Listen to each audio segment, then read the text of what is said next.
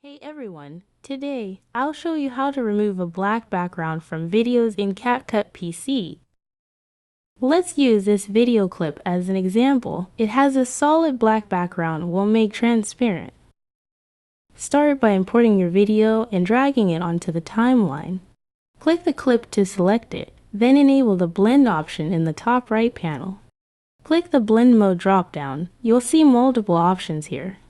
For removing black backgrounds, the screen mode works best. Select it, and the black background becomes transparent.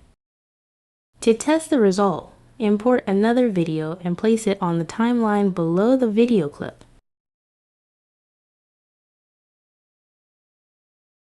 Play the timeline. You'll see the overlay seamlessly blends with the background video. No black remaining.